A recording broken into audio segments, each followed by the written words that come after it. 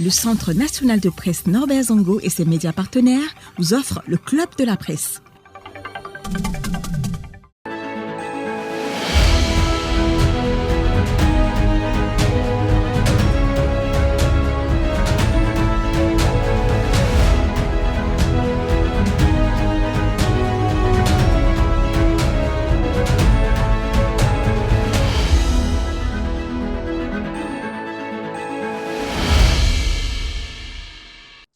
Bonsoir, bienvenue. Son apparition a complètement bouleversé le fonctionnement du monde.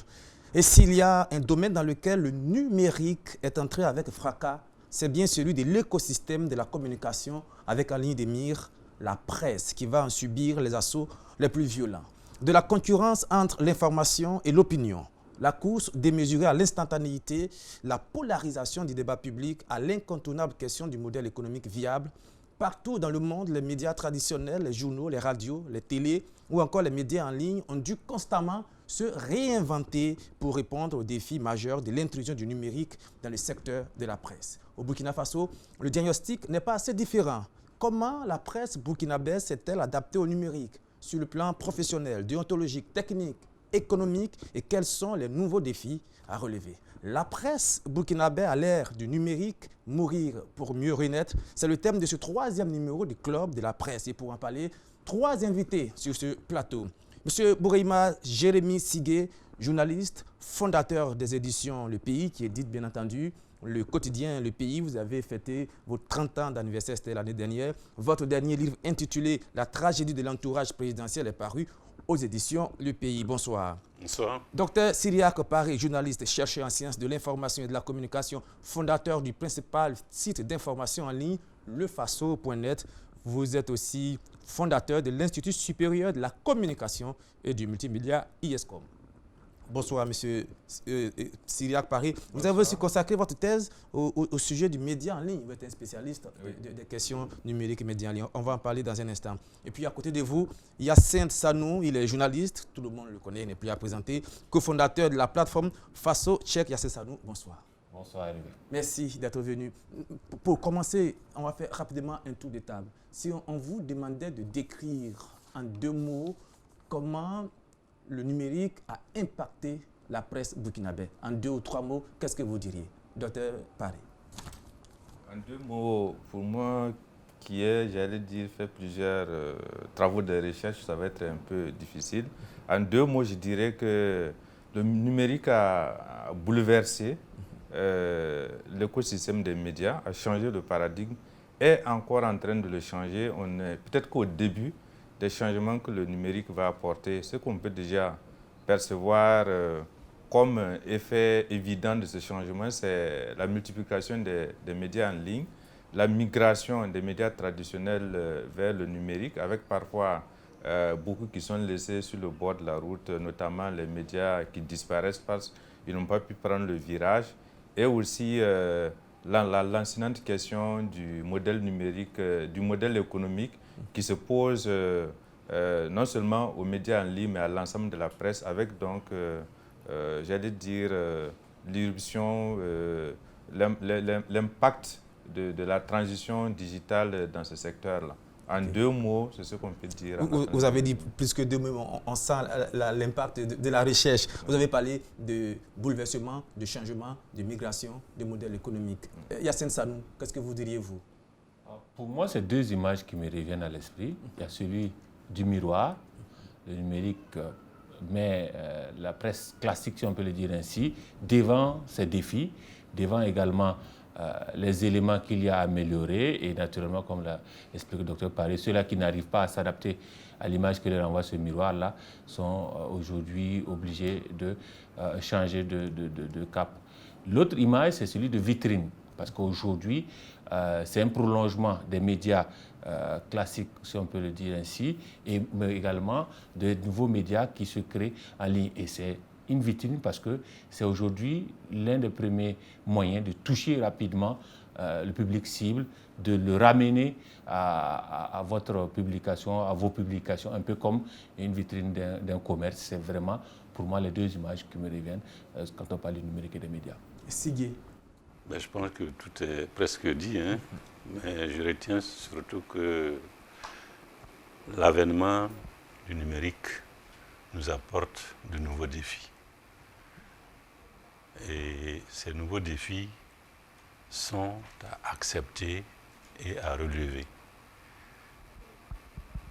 Ces nouveaux défis permettent en réalité à la presse papier de s'enrichir, de se moderniser même, j'allais dire. Ces nouveaux défis que constitue donc le numérique, nous sommes tous appelés à en tirer le meilleur parti possible. Et c'est ce que nous sommes en train de faire avec beaucoup d'imagination, mais avec beaucoup de détermination. Et je pense que c'est heureux comme ça pour la bonne marche du monde, parce qu'on n'arrête pas le progrès. Il faut savoir le prendre et trouver de nouveaux paradigmes pour y faire face, tout simplement. Alors, vous avez parlé des défis. Yacine Sanou a parlé du miroir, de la capacité de résilience aussi des médias traditionnels. Je pense que dans vos réponses, vous avez donné la lame de fond des 52 minutes de cette émission.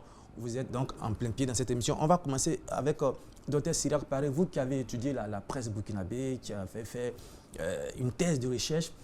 À quel moment le numérique entre dans l'écosystème communicationnel, notamment la presse burkinabé? Je veux dire, à quel moment on commence à sentir que vraiment le numérique est là? Je pense que c'est peut-être au début des années 2000. Sinon, l'arrivée, la migration même a commencé avant, hein, dès 1996. On avait les premiers sites de presse qui sont nés, qui malheureusement étaient... c'était de simples prolongations, c'était de par copie de ce qui était publié dans la presse. On reprenait une partie du papier sur Internet.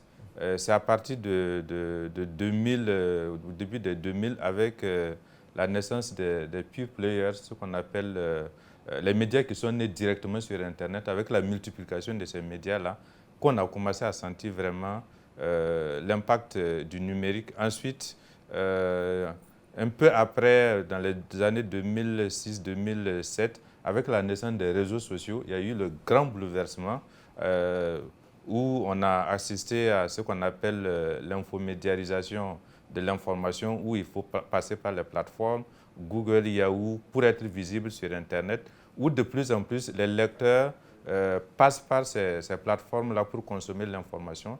Donc ça a changé le rapport à l'information et le rapport entre les médias et leur public, et ça a commencé à jouer sur non seulement le modèle éditorial, mais aussi le modèle économique, en ce sens que l'information est devenue un produit d'appel pour d'autres acteurs qui ont envahi le champ de la communication, les portails, les moteurs de recherche par exemple, qui ont commencé à se faire de l'argent sur l'information produite par les médias sans que les médias ne puissent bénéficier toujours de cet argent-là.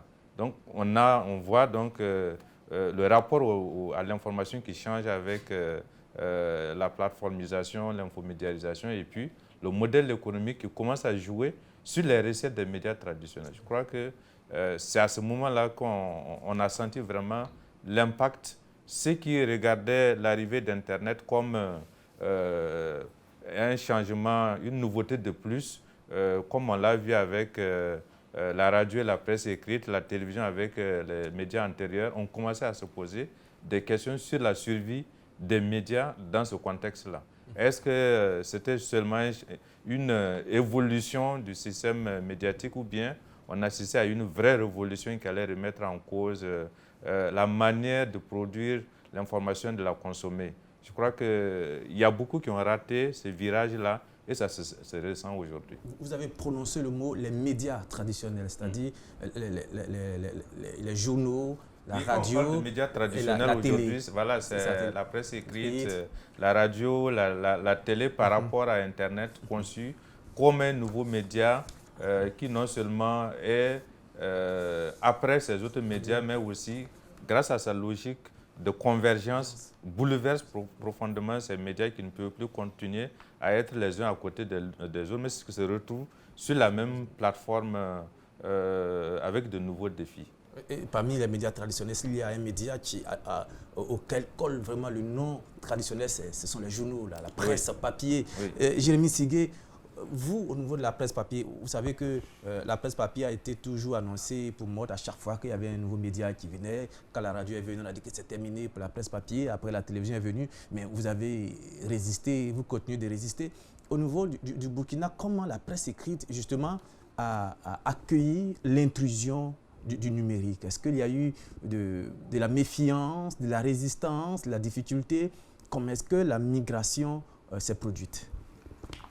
Je dois dire que l'avènement du numérique a été accueilli avec beaucoup de circonspection, avec beaucoup de prudence et avec même beaucoup de méfiance. Et c'est tout à fait normal. Pour le cas du Burkina Faso, nous sommes dans une société qui est profondément conservatrice. Il est tout à fait normal que lorsqu'un nouvel élément apparaît comme ça, les gens se posent des questions avec prudence et avec méfiance. C'est tout à fait normal. Effectivement, plusieurs fois, on a tenté de chanter le requiem, la presse papier, mais ça n'a jamais été totalement chanté, simplement parce que la presse papier fait de la résistance. Et une très bonne résistance, je dirais. Je dis que la presse papier est même l'ancêtre de l'Internet. Voilà. Mais c'est un ancêtre qui refuse de mourir et qui ne mourra pas de sitôt. Vous savez, lorsque l'avènement du numérique est apparu au niveau du Burkina, autour des années 93-94, beaucoup se disaient que c'était fini pour la presse papier. Beaucoup se le disaient. Mais il y a un certain nombre aussi de gens qui croyaient plutôt le contraire. Il y aurait plutôt un enrichissement mutuel entre la presse papier et la presse numérique. Et depuis ces 2 dernières décennies, globalement, je pense que c'est cette hypothèse-là qui est en train de se valoriser, qui est en train d'être validée. C'est-à-dire qu'il se passe un enrichissement mutuel entre le numérique et la presse papier. Et c'est heureux comme ça. Tout le monde trouve son compte. Et je pense même que le numérique vient consolider les assises, les bases de la presse papier.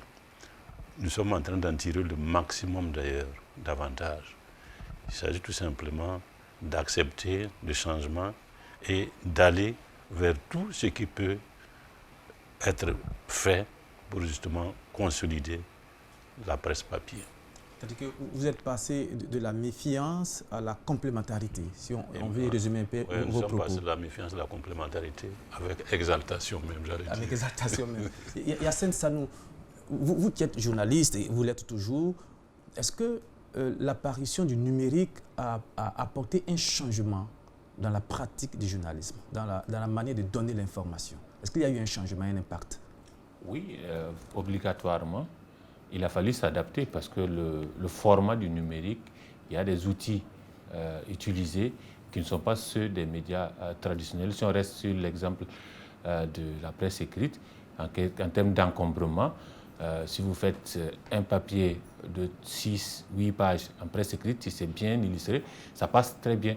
Mais si vous faites un texte aussi long, déjà sur le numérique, il y aura un problème de suivi, en tout cas de lecture. Donc il y a déjà des problèmes de format, d'adaptation de format qui se posent aux journalistes. Les outils également qui existent pour ce qui est du numérique sont à utiliser, à apprendre à utiliser.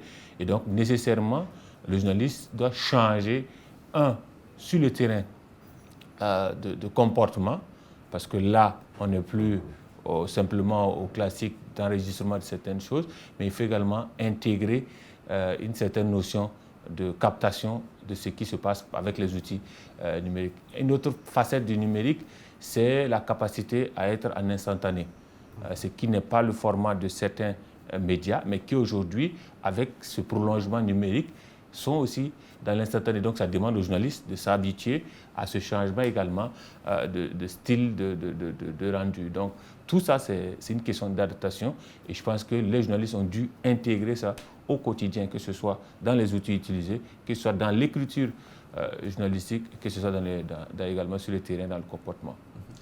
Sirak Paré, toujours sur ce même chapitre, est-ce qu'aujourd'hui, le journaliste n'a pas une pression supplémentaire avec l'arrivée du numérique? C'est-à-dire, il a dit, au niveau de l'instantanéité de l'information, il y a une concurrence forte sur le numérique et les réseaux sociaux, quoi qu'on le dise, qui sont aujourd'hui devenus un média. Comment le journaliste peut travailler en n'étant pas à la remorque de l'information, mais aussi en n'allant pas trop vite pour griller le feu de signalisation, de la déontologie, de la vérification? C'est un véritable dilemme. Absolument. Qui est vraiment le reflet des changements que le numérique a introduit dans la profession. Vous savez, il y avait comme une répartition, j'allais dire professionnelle, des rôles entre les médias. Avant, on disait que la radio annonce, la télé montre et la presse écrite explique, qui montre un peu la plus-value que chaque média, dans son format, apporte à l'information. Mais aujourd'hui, avec le numérique, les médias, ce sont les mêmes qui montrent, qui annoncent, qui montrent et qui commentent.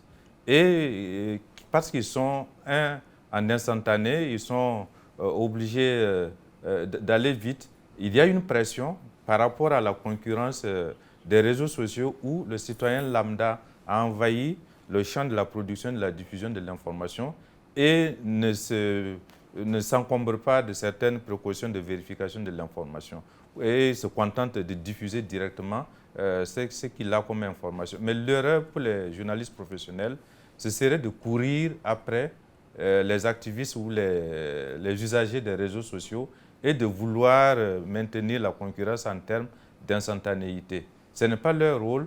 Le journaliste doit rester professionnel tout en respectant la nécessité de publier rapidement l'information, donc le principe de l'instantanéité. Il doit s'accorder une marge de manœuvre en termes de vérification parce que ce qu'on constate aujourd'hui, c'est que de plus en plus, les citoyens maintiennent toujours les médias professionnels comme des outils de validation de l'information. D'accord? Ils s'informent, ils prennent connaissance, ils sont au courant, pas sur les réseaux sociaux, mais ils se tournent par la suite vers les médias professionnels pour savoir si ce qu'ils ont vu sur les réseaux sociaux est validé, est vérifié, est confirmé par les médias professionnels. Ça veut dire que les médias professionnels reprennent la main en matière de traitement de l'information parce que les citoyens sont de plus en plus conscients que tout ce qui est publié sur les réseaux sociaux n'est pas vérifié. Donc c'est en cela que le professionnel ne doit pas courir derrière les réseaux sociaux, faire de la concurrence, mais maintenir son professionnalisme en prenant le temps de vérifier l'information, de la traiter avant de la diffuser. Ce qui permet aux citoyens, comme on dit, les gens sont au courant sur les réseaux sociaux, mais ils s'informent. Et informer, ça veut dire prendre le temps de contextualiser, de mettre en perspective, donc d'expliquer, d'ajouter une plus-value. C'est cela qui permettra aux journalistes professionnels de maintenir son rôle social, j'allais dire de référence en matière de production et de diffusion de l'information et de ne pas céder à la sirène des scoops que peuvent se permettre les usagers communs des réseaux sociaux. Ce que vous dites se comprend pour les professionnels de la presse, mais peut-être le piège, c'est qu'à un moment donné, les médias et les journalistes ont peur de faire du réchauffé. Et là, je me tourne vers Sigué. Par exemple, si on va prendre un truc concret, quand on prend l'exemple de l'élection à la tête de la Fédération ivoirienne de football, on vous dit à la fin de l'élection, Didier Drogba a été éliminé au premier tour, il ne sera pas le président de la Fédération ivoirienne de football. On l'a dit aujourd'hui soir, par exemple.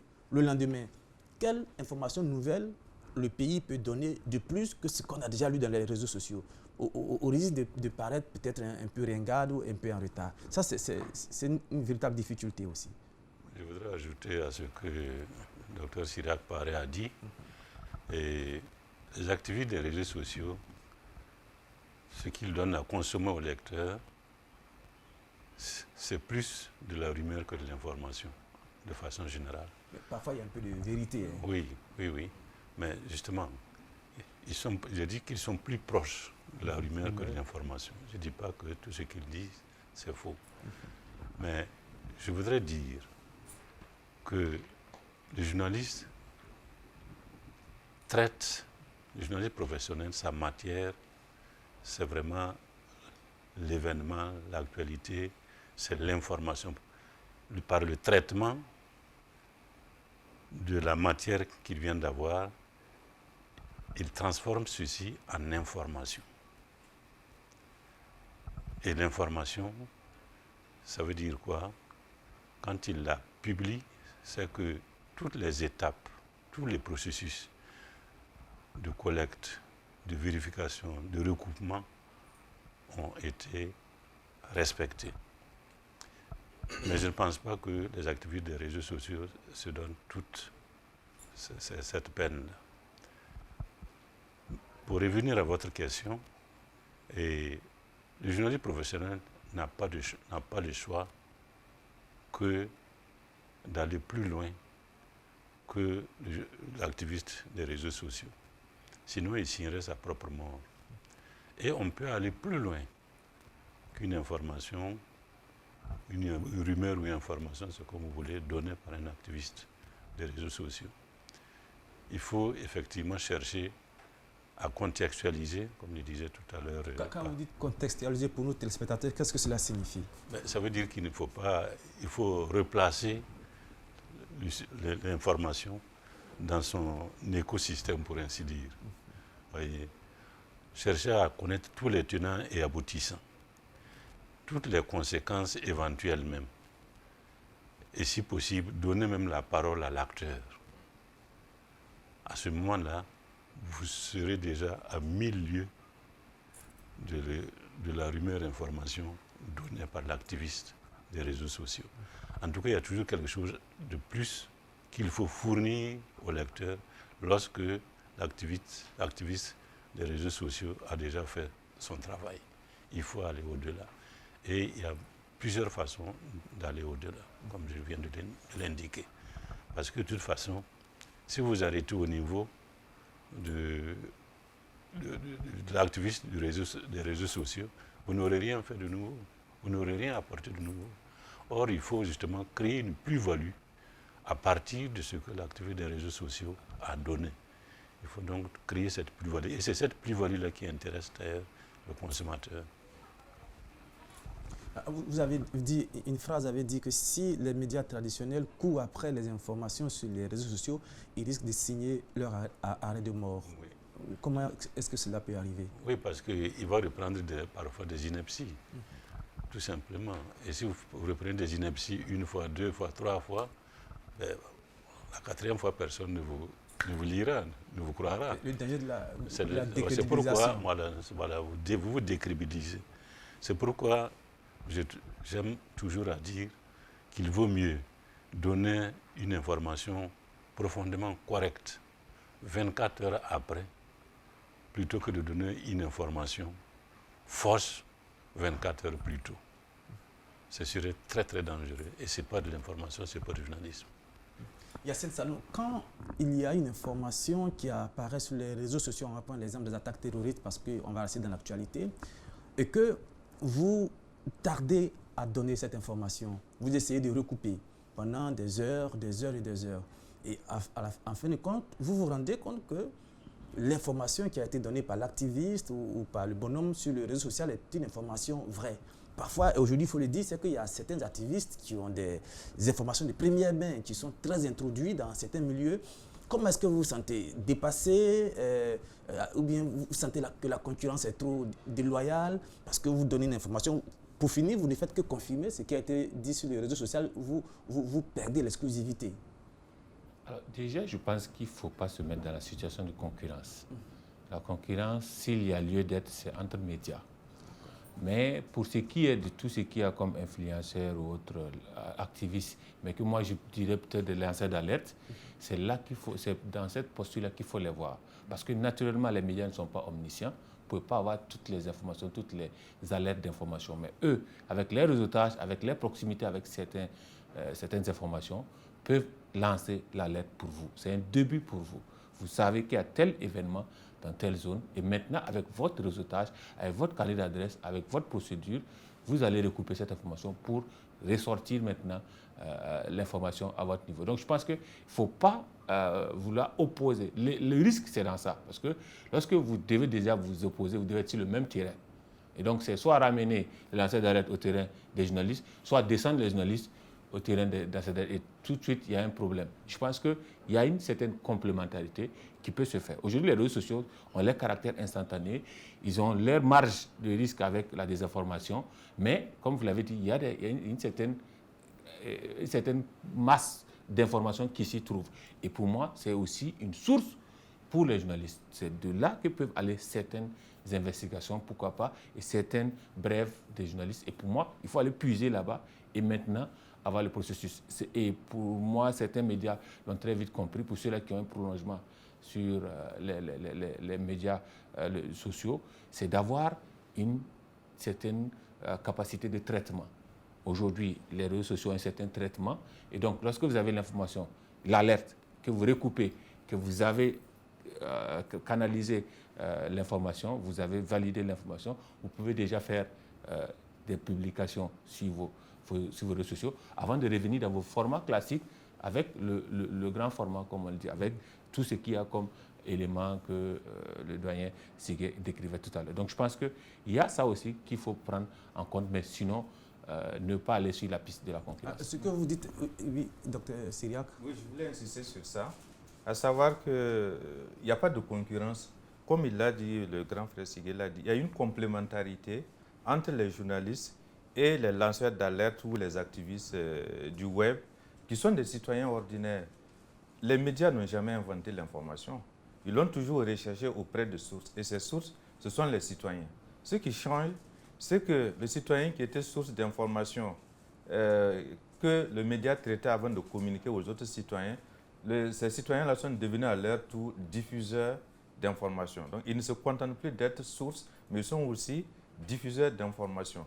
Donc, ce qui donne l'impression qu'on grille le journaliste, mais son rôle reste encore primordial parce que l'information que le citoyen ordinaire diffuse n'est pas toujours traitée comme il faut, comme il l'a dit. Donc, l'apport du journaliste, comme on le dit depuis le début, c'est cette plus-value en termes de contextualisation, en termes de perspective, qui permet de comprendre les enjeux d'une information et de ne pas seulement être au courant de ce qui s'est passé. Ça, c'est un. Et puis, ensuite, il faut aussi savoir qu'aucun média aujourd'hui ne diffuse sous le cycle de 24 heures. La plupart des médias ont des outils, des formats qui leur permettent aussi de publier presque en instantanéité. Vous avez plusieurs niveaux de lecture, de consommation de l'information sur les médias. Vous avez ce qu'on appelle les brèves, les alertes. Sur les sites, vous avez des rubriques alertes ou peut-être un peu en différé par rapport aux lanceurs d'alerte. Vous avez l'information en une phrase. Ensuite, vous avez des formats où c'est en brève, en un paragraphe ou deux, qui permet aux médias d'expliquer un peu plus. Et vous avez le long format où l'article complet en 3-4 paragraphes ou plus, le média revient dessus. Donc c'est pour dire que les médias ont les outils de l'instantanéité, donc qui leur permettent, j'allais dire, de tenir la concurrence aux lanceurs d'alerte tout en étant professionnels. Et en plus, cette complémentarité avec les lanceurs d'alerte font que généralement les médias font ce qu'on appelle la curation. C'est-à-dire qu'ils suivent les lanceurs d'alerte pour voir s'ils sont sérieux. Au bout d'un certain temps d'observation, on sait qu'en général, ce que tel lanceur d'alerte publie, c'est des informations confirmées. Donc, ils ont une base de données qui permet de savoir il faut suivre tel lanceur d'alerte parce qu'il dit, en général, est vérifié. Et rapidement, on peut rebondir, recouper ce qu'il a dit et publier sans être trop en retard. Mais, j'insiste dessus, il n'y a pas à courir derrière les lanceurs d'alerte, les web activistes, comme on dit, parce que le média doit rester professionnel. C'est ça qui fait la différence entre lui et les citoyens ordinaires. Oui, Jérémy Sigué. Allez-y. Il y a quelque chose qu'il faut quand même souligner par rapport aux activistes des réseaux sociaux. Moi, je voudrais d'une certaine façon leur rendre hommage. Il faut leur rendre hommage Hommage à qui? aux activistes Aux des réseaux activistes. sociaux. Surtout à ceux qui sont crédibles, parce qu'il y en a qui sont crédibles. Parce qu'ils nous permettent, du fait de leur instantanéité, ils nous permettent, nous, acteurs des médias classiques, de réagir et de trouver quelque part un filon que nous suivons, que nous exploitons pour aller plus loin, pour donner une information qui satisfasse vraiment le consommateur. Donc de ce point de vue, il y a une complémentarité effectivement et il faut le leur reconnaître. Ce que vous dites, c'est qu'il ne faut pas voir les réseaux sociaux, les lanceurs d'alerte comme des concurrents ou comme des ennemis, mais comme des sources d'information aussi. Voilà, exactement. Que le public même a un comportement où il voit l'alerte, mais il attend qu'un média confirme l'alerte pour consommer lui-même cette information. Donc, il n'y a pas lieu ou de mesure. Moi, je comprends ce que vous dites, mais le problème, c'est qu'avec tout ce que vous dites, malheureusement, on constate, et c'est récurrent et régulier dans nos médias, sur les pages numériques de nos médias, on tombe régulièrement dans le piège de l'information, de l'instantanéité, c'est-à-dire qu'on reprend ce qu'on a vu sur les réseaux sociaux, on les plaque sur nos pages numériques et ça crée vraiment quelque chose d'assez désagréable. On l'a vu dernièrement avec l'élection, je reprends de la présidence de la FIF avec la télévision nationale qui a donné une information rapidement que Drogba était président. Et là, ça a énervé beaucoup de personnes. Comment est-ce qu'on peut expliquer de temps en temps Toujours là, ce n'est pas une concurrence entre médias et influenceurs ou lanceurs d'alerte, mais c'est une concurrence entre médias. C'est cette course vers le scoop, cette recherche effrénée du scoop, d'être le premier à annoncer, qui fait qu'on ne respecte plus certains codes de notre métier. Et la réalité, malheureusement, elle est hideuse lorsqu'elle arrive et elle joue beaucoup sur la crédibilité des médias. Aujourd'hui, le doyen Sigué en parlait, si vous lancez une fausse information comme média, vous avez du temps à mettre pour pouvoir récupérer la crédibilité que vous perdez, si vous arrivez à la récupérer. Parce qu'à chaque fois que vous allez donner une information, les gens vous diront, mais est-ce que ce n'est pas comme l'autre information qui était fausse? Donc, vous avez tout ça à faire comme travail aujourd'hui. Et donc, c'est malheureusement cette concurrence entre médias qui pousse à cette recherche et ce phénomène de discours. et qui entraîne parfois Les dérives. les dérives. Oui, mais je Docteur voudrais Sylla. juste ajouter qu'il faut Allez-y. relativiser ces aspects, ces revers-là. Parce que, prenons le cas de la Fédération ivoirienne de football, il y a un média, j'ai même vu 2 plateformes qui ont publié cette fausse information. Mais à côté, il y a des dizaines d'autres médias qui ont publié la bonne information. Ça, il faut le reconnaître. Malheureusement, c'est le train qui n'arrive pas à l'heure. voilà, c'est pour dans dire notre que métier. vous publiez 10 informations justes, des scoops, peut-être, ou bien 9 justes, 9 scoops vérifiés, Exclusivité. mais la 10e, qui est une erreur, les gens auront tendance à avoir ça à l'esprit pendant longtemps, en oubliant que vous avez quand même publié des informations 9 qui étaient justifiées. Il faut tenir compte de ça et faire en sorte d'éviter le maximum. On dira oui, les médias se sont précipités. Je reviens sur le cas de la FIF. Mais vous avez combien de médias ont publié la bonne information? Mais ça, on n'en tient pas compte parce que comme les médias eux-mêmes l'appliquent aux autres, c'est les trains qui arrivent en retard et c'est aussi les erreurs qu'ils commettent que les gens retiennent.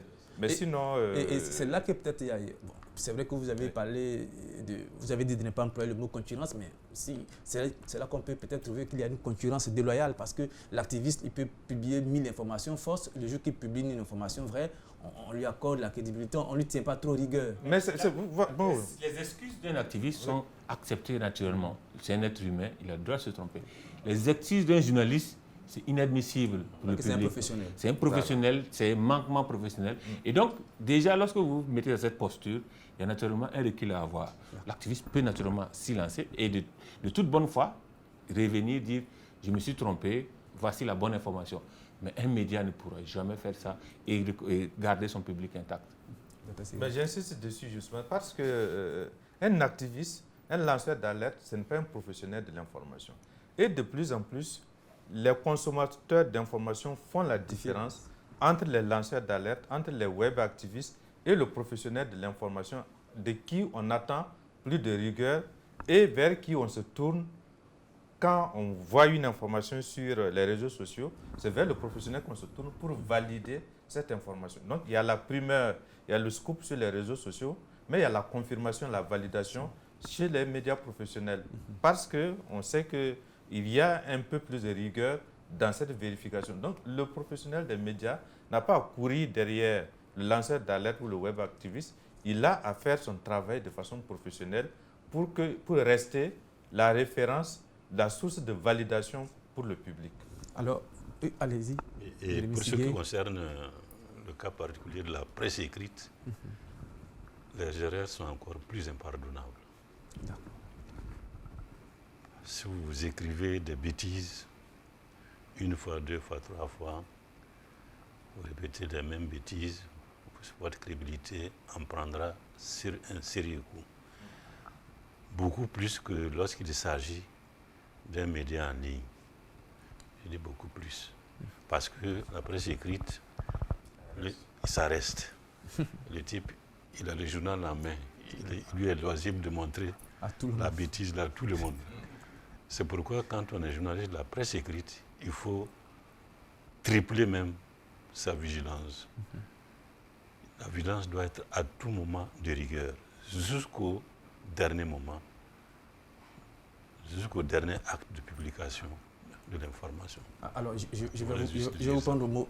Ça fait 30 ans que vous avez créé les éditions, vous avez fondé les éditions Le Pays. En 30 années de pratique, est-ce qu'il y avait des moments où vous avez écrit des choses qu'il ne fallait pas écrire et qui vous ont marqué, peut-être une ou deux fois, et qui ont fait que peut-être vous avez pris des décisions radicales pour beaucoup plus de rigueur? Est-ce que vous vous en souvenez? Une fois, oui, mais ça fait très longtemps déjà. Nous avons écrit malencontreusement que quelqu'un était mort alors qu'il était bel et bien vivant. Vous avez annoncé la mort de quelqu'un avant son décès. Voilà. Mais c'était une personnalité? Oui, c'est relatif ça. Mais le problème n'est pas là. Le problème c'est que ce soit une personnalité ou pas, c'est une vie. Et c'est ça qui est le plus important. Alors, même nous avons eu la chance, c'est un type qui est profondément croyant, qui a même dit que peut-être qu'avec cette information, qui n'est pas justifiée, il vivra encore plus longtemps. Il a su relativiser. Donc, c'est passé comme ça, voilà. Donc, là, il a reparti. Voilà. Donc, il n'y a pas eu de problème majeur, pas du tout. Il n'y a même pas eu de problème. Par contre, le procès, oui, des procès, oui. Vous avez eu des procès? Oui, mais heureusement... Que vous avez gagné ou perdu? Que nous avons tous remporté. Toujours? Toujours.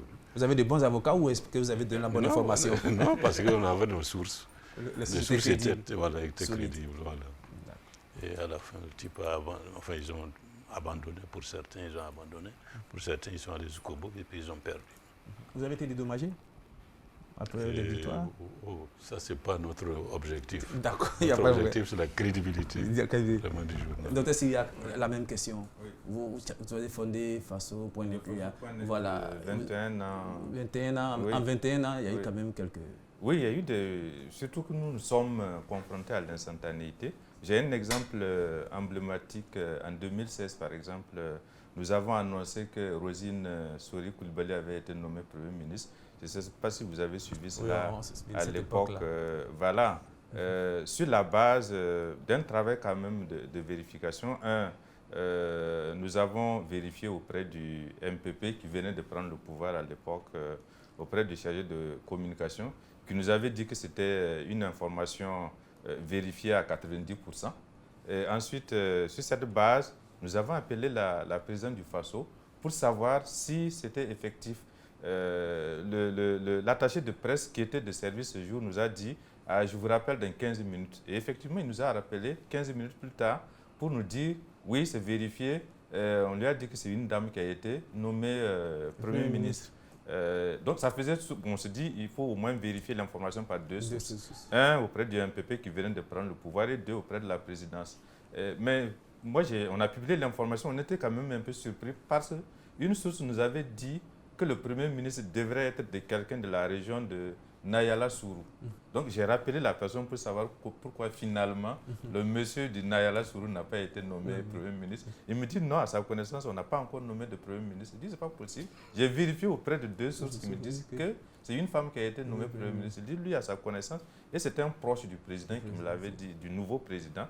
qui m'a dit, j'ai rappelé la présidence pour savoir si l'attaché de presse qui était de permanence avait une copie du décret. Il me dit non, qu'en fait, lui, il a demandé auprès du MPP.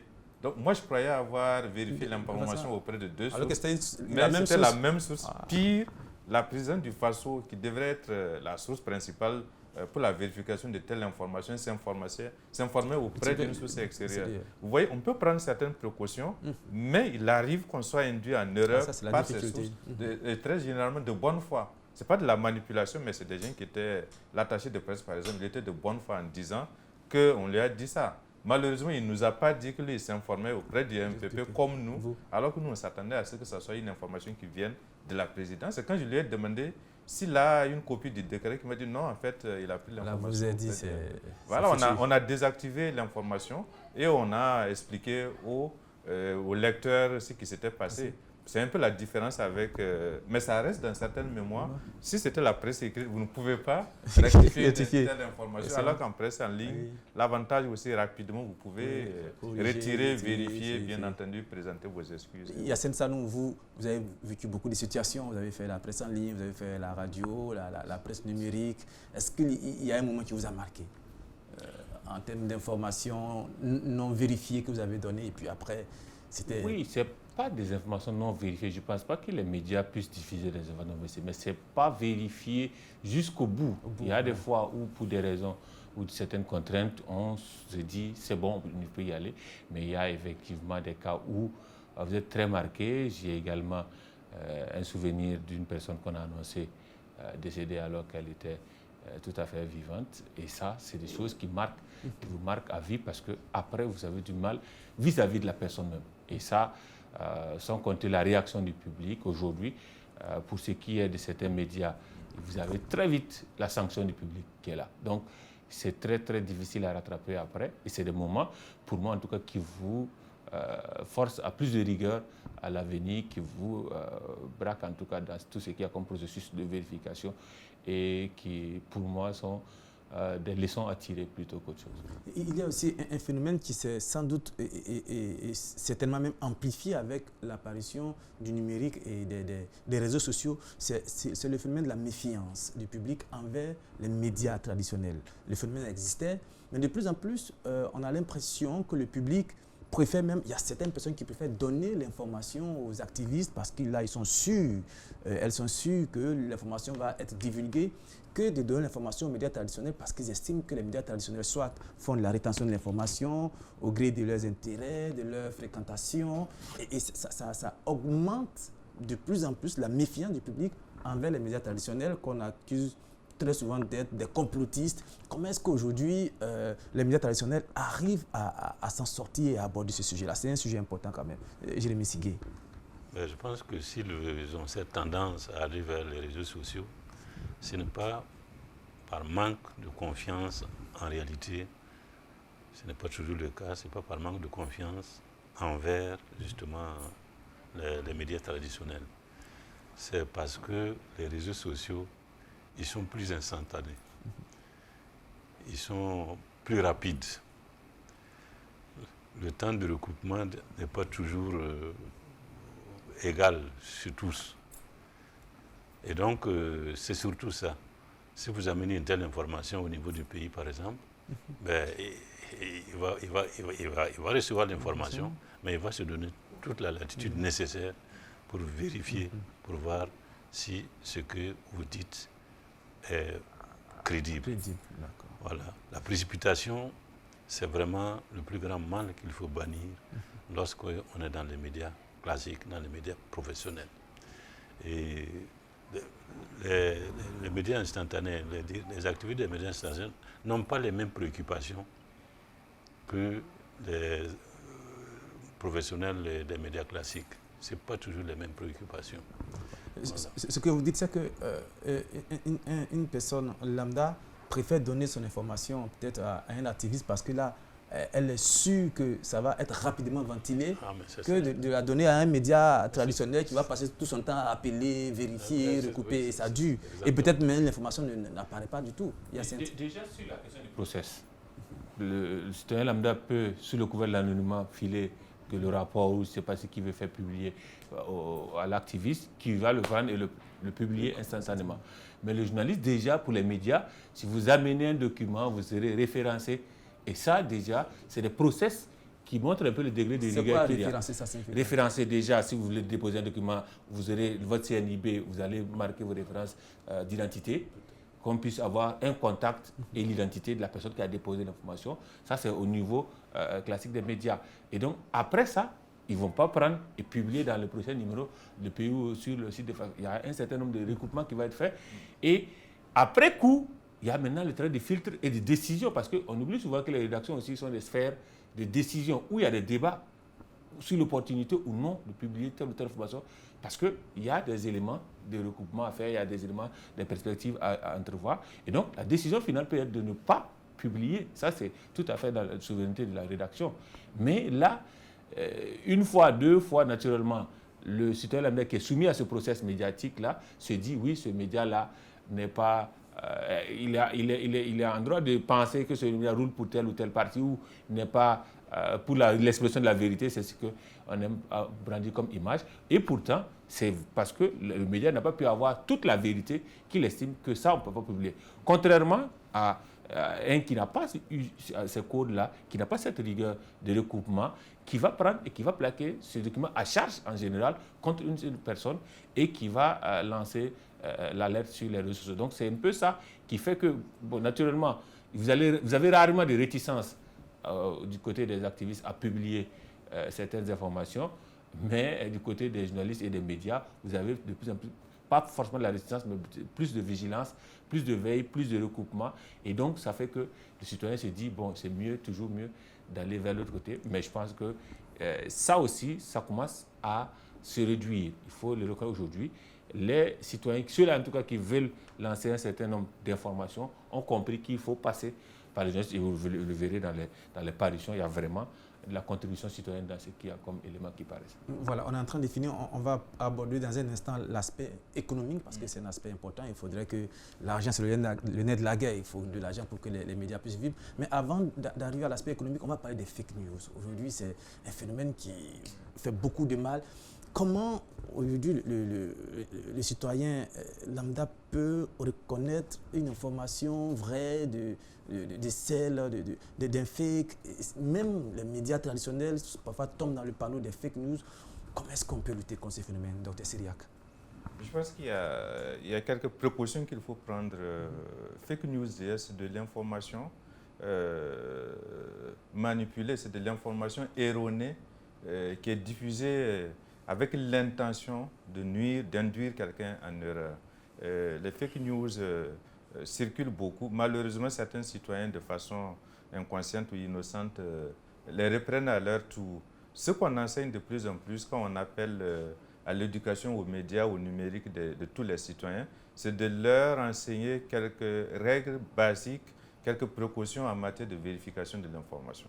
Quand je reçois une information qui me paraît un peu douteuse, le réflexe serait d'utiliser un moteur de recherche pour voir est-ce que les médias généralistes ou bien d'autres sites, est-ce qu'on n'a pas déjà recoupé, fact-checké, comme on dit, vérifier cette information, ou alors de faire recours à un professionnel pour savoir si l'information en question est vérifiée.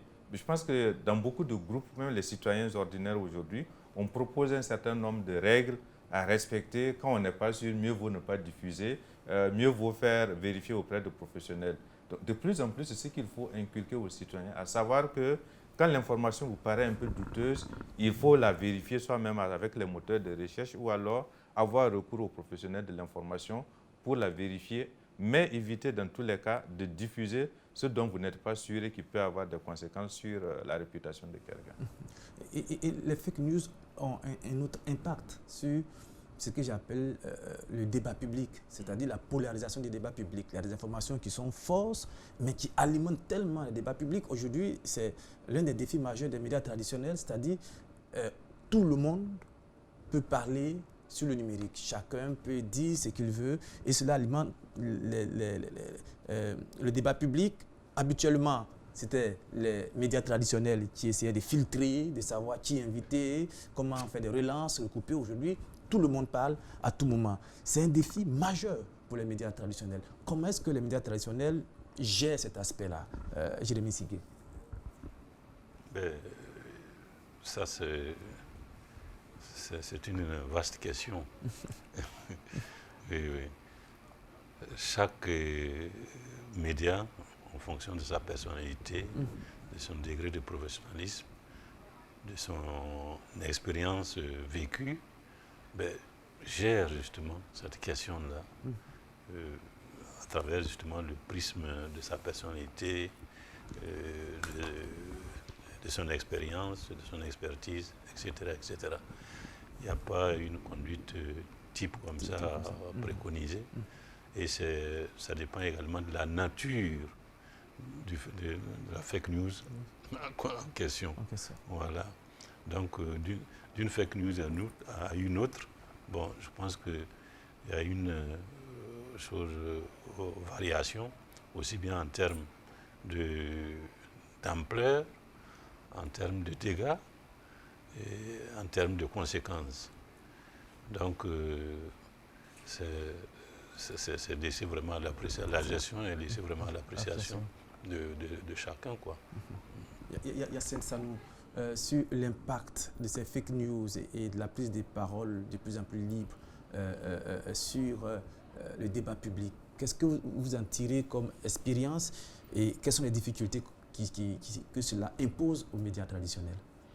Je pense que déjà, par son étymologie, les fake news, c'est les fausses informations. Donc, si le débat public est basé sur du faux à la base, on voit déjà vers où peut décliner le débat public. Donc, pour assainir ces débats publics, il faut travailler à filtrer ces informations-là qui sont de nature fausse à la base. Donc, je pense que c'est vrai, pour ce qui est des médias, la démarche de déconstruction de tout ce qu'il y a comme fausse information, c'est souvent assez lourd, c'est souvent une autre tâche supplémentaire, vue en tout cas comme telle, qui s'ajoute.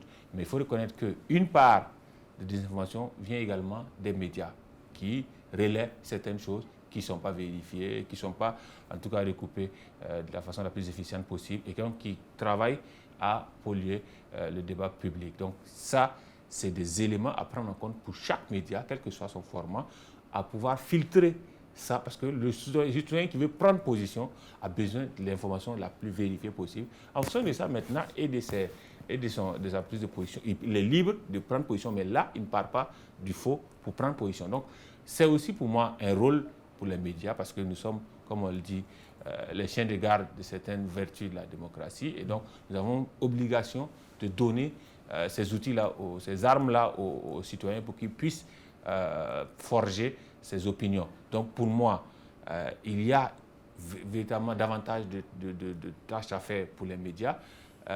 Nous avons, au niveau de Faso-Tchèque, vécu une expérience avec les médias. On s'est rendu compte que cette tâche-là est une tâche qui est plus ou moins imbriquée dans le fonctionnement des médias, mais qui n'est pas formalisée.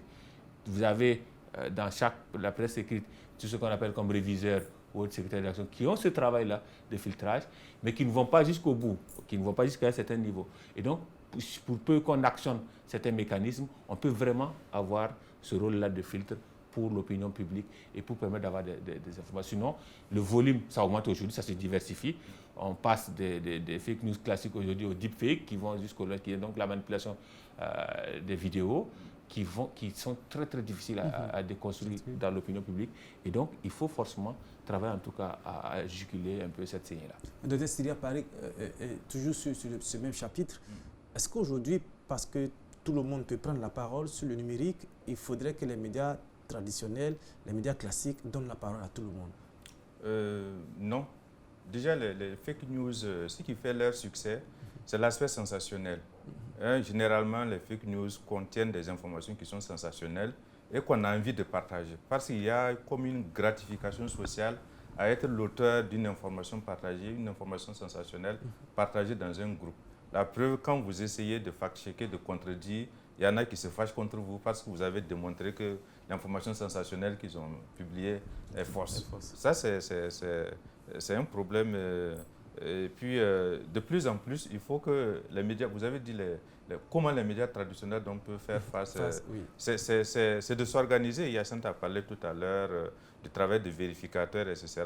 Mais dans beaucoup de rédactions, vous avez de plus en plus des rubriques consacrées à ce qu'on appelle le fact-checking, la vérification donc, des fake news. Nous, on en a au Faso.net depuis 2017. On a une rubrique vrai ou faux qui contribue donc à vérifier ce genre d'informations.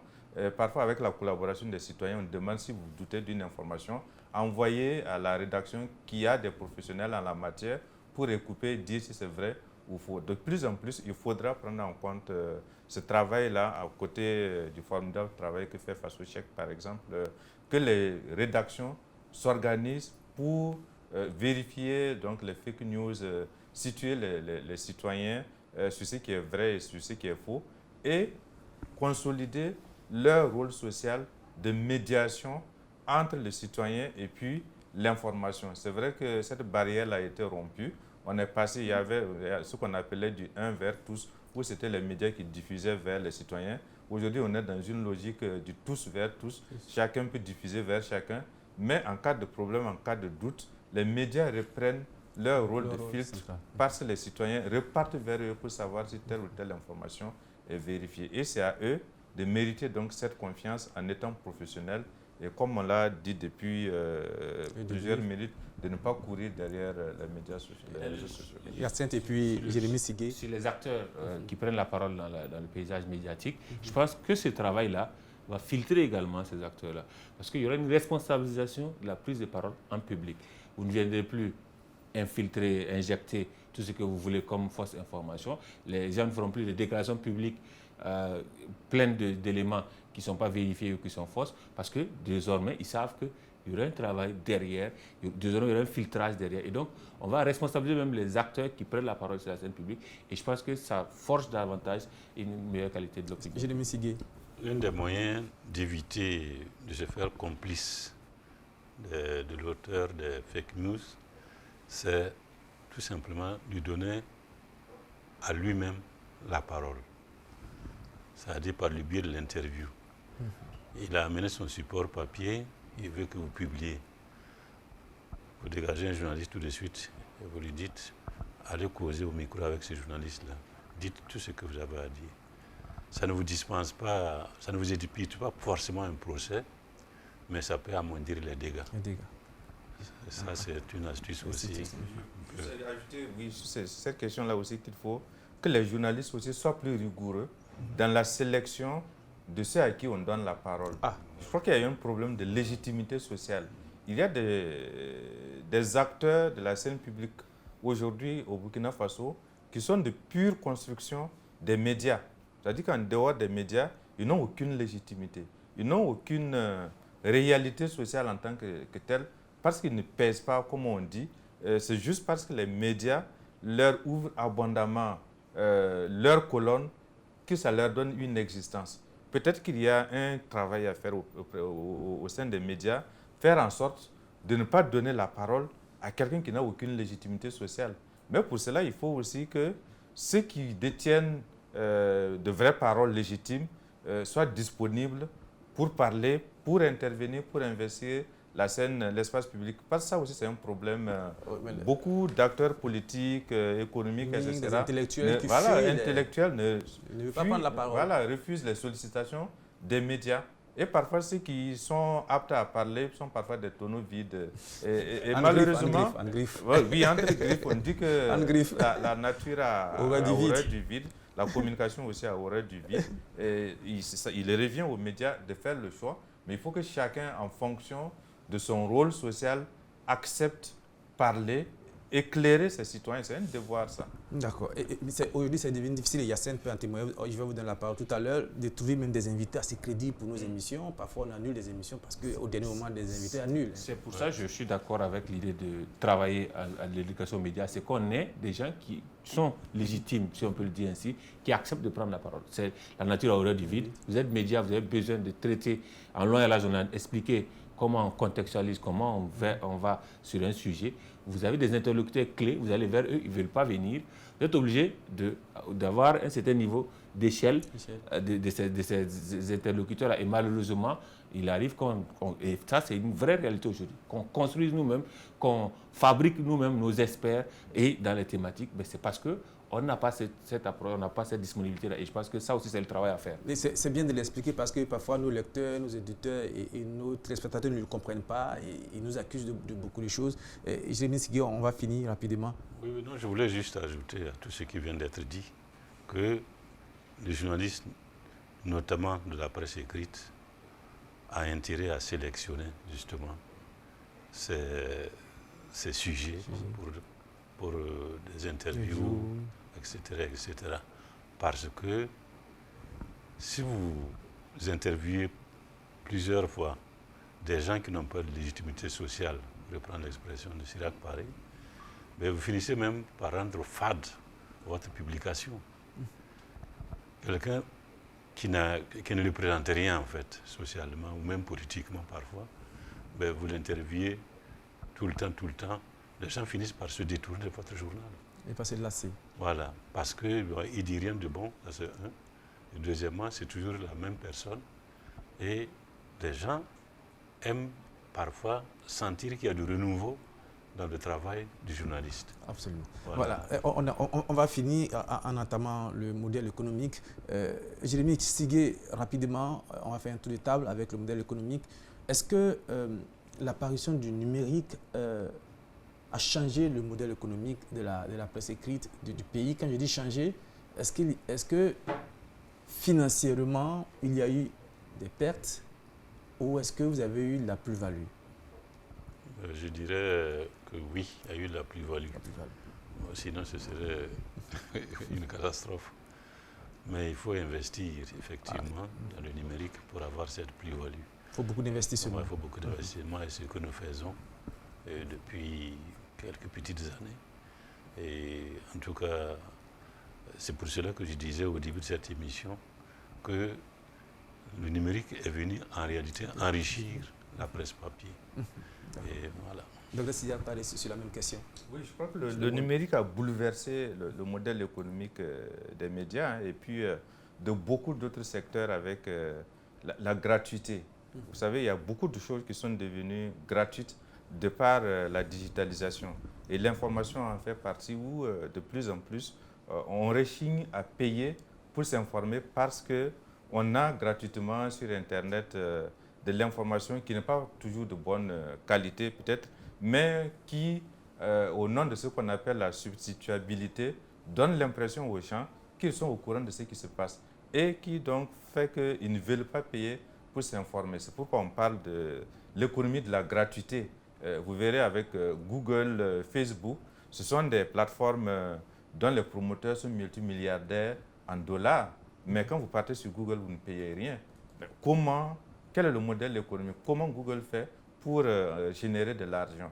À une échelle moindre, je pourrais vous parler du Faso.net où nous ne vendons pas l'information, mais où on réussit à avoir des chiffres d'affaires de plusieurs dizaines ou centaines de millions, par exemple.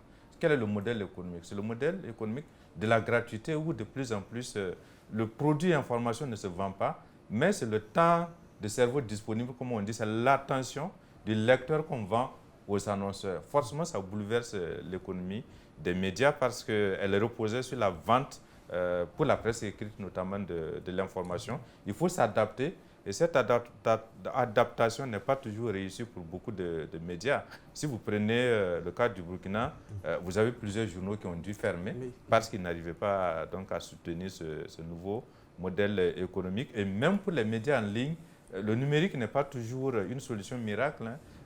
Officiellement, par exemple, auprès du CSE, vous verrez qu'on a au moins 145 médias en ligne officiellement reconnus au Burkina.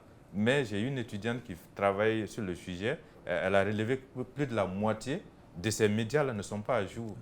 Parce que les gens n'arrivent pas. C'est facile de créer un média en ligne. Ça ne demande presque rien. Mais pour le faire vivre déjà au plan éditorial, ce n'est pas gagné. Et pire, au plan économique, ce n'est pas du tout gagné. Parce qu'il y a forcément une saturation de l'espace qui a été révélée du reste par la première enquête d'audience des médias qui a été publiée en décembre 2011 par le Fonds d'appui à la presse privée et puis l'INSD, qui montre un peu quelle est la réalité de l'audience des médias dans notre pays.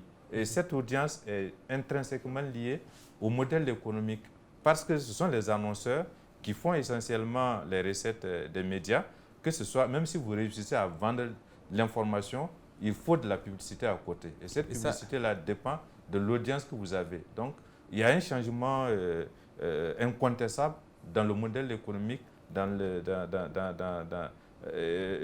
la santé financière des médias aujourd'hui qui interroge. C'est un sujet qui mériterait une émission à part entière, parce que c'est un sujet qui est vaste, c'est un sujet qui est très important. Je pense qu'on va en discuter avec le Centre national de presse Norbert Zongo, voir comment on peut revenir et puis expliquer en l'un à l'âge, parce que c'est un sujet très important pour que les médias vivent, pour que les journalistes soient bien payés.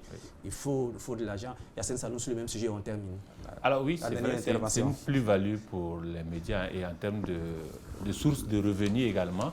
Le numérique offre de nouvelles poches de sources de revenus pour les médias. Et je pense que, en tout cas, pour ceux-là qui y sont, ce n'est pas abouti d'abord, ce n'est pas vraiment jusqu'au bout qu'ils y sont, mais c'est déjà d'importantes sources de revenus. Vous avez par exemple des médias, la presse écrite, par exemple Le Pays, pour ne citer que ce média, qui ont des déclinaisons en SMS, en autres produits numériques, qui sont aujourd'hui des sources de revenus aujourd'hui. Donc, pour le média, autre que le support papier qui est vendu. On a d'autres qui sont dans les supports de diffusion WhatsApp. C'est des éléments, mais ça demande de l'investissement. Ça demande également parce qu'on a du numérique. Et donc, pour que ne pas qu'il y ait tout ce qu'il y a comme phénomène de cybercriminalité dans le thème de piratage de vos contenus, il y a certains codes à avoir, il y a certains éléments à avoir. Donc, ça demande également de l'investissement pour pouvoir absorber les revenus que génère le numérique aujourd'hui pour les médias burkinabés. Et je pense que c'est obligé, c'est un raz de marée qui entraîne les médias, ils sont obligés d'y aller et les gens vont s'adapter au fur et à mesure. Je vais vous faire une faveur pour terminer rapidement. Je ne vais pas poser la même question à Cyriaque Paris et à Jérémy Sigué parce que vos organes de presse sont bien connus.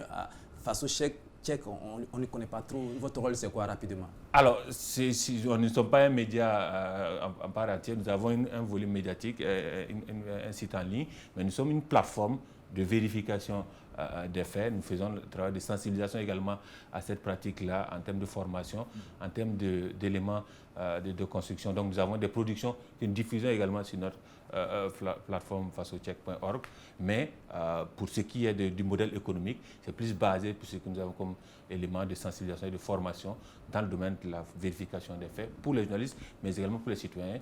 Et nous sommes une association de journalistes et de blogueurs. Donc tout le monde peut aller suivre Faceaucheck pour essayer de avoir des informations, des formations, des sensibilisations. Tout le monde. D'accord.